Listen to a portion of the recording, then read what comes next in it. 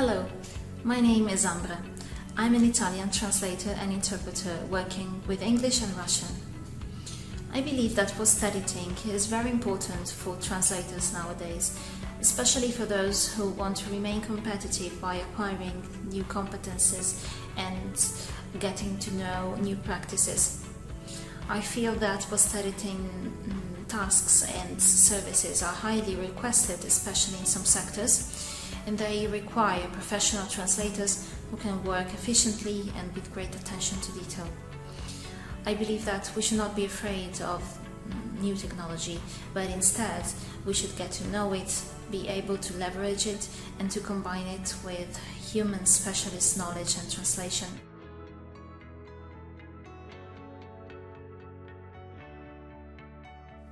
Hello, my name is Simona and I'm a freelance translator, currently working as a website translator. If I were to give translators to be suggestions on how to deal with translation and post-editing, I solely start with trying to understand what the current market offers and requires, its demands and how to tackle them. Staying up to date with what the translation sector yields on a regular basis is of utmost importance to avoid lagging behind. It is fundamental to learn the basics and then to master all the cutting-edge tools that are growing more and more sought after by many stakeholders.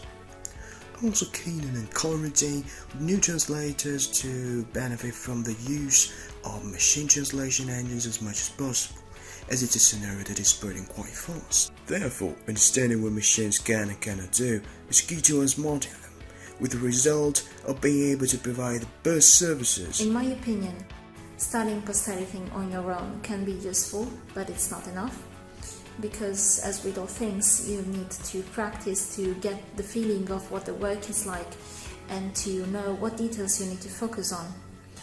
It's also very useful to receive feedback on your work and to be able to share thoughts and ideas with colleagues.